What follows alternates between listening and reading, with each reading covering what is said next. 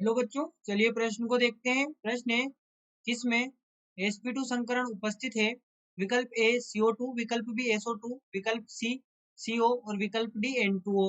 देखिए बच्चों, यहाँ पर बात करें प्रश्न की मुख्य अवधारणा की। मुख्य अवधारणा तो देखिए यहाँ पर हमारे पास में जो sp2 है, sp2 संकरण का SN नंबर कितना होगा? sp2 तो एक S उपकोष है, दो P उपकोष है, तो यानी कि SN नंबर यानी स्टेरिक नंबर हो गया 3।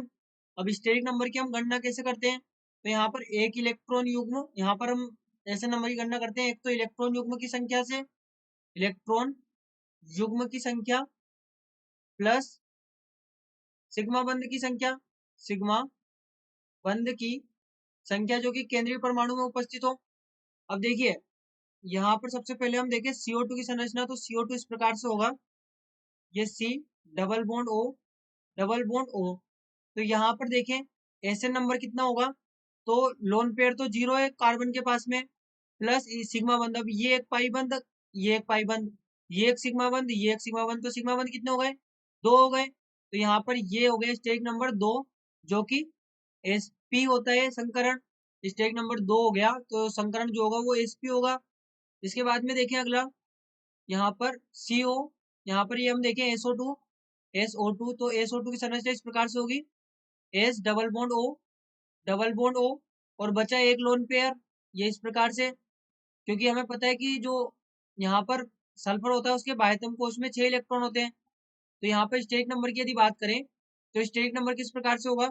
लोन पेयर यहाँ पर एक उपस्थित है, प्लस सिग्मा बंध, तो ये एक पाई हो गया, ये एक पाई हो गया, ये एक सिग्मा हो गया, ये एक सिग्मा हो गया।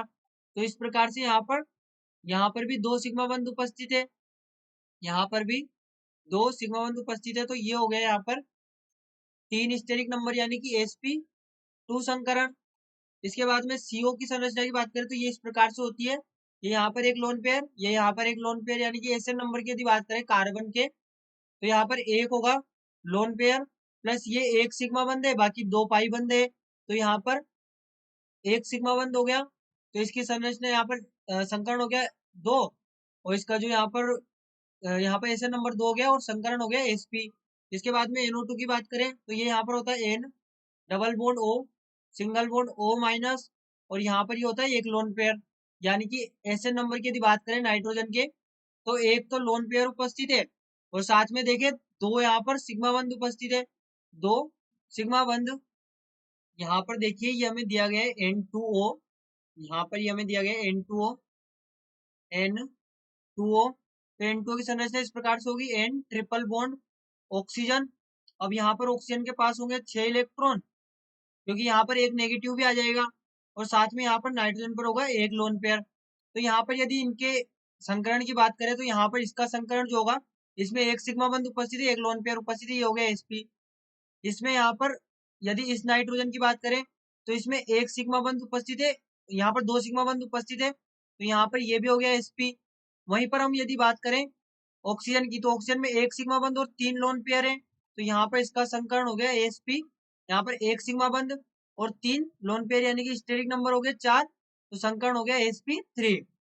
तो यहाँ पर ये इस प्रकार से N2O की संरचना हो गई। अब हमसे पूछा गया था sp2 संकरण उपस्थित किसमें है, तो यहाँ पर हम देखें तो ये इसमें sp2 संकरण उपस्थित है हमारे पास SO2 में।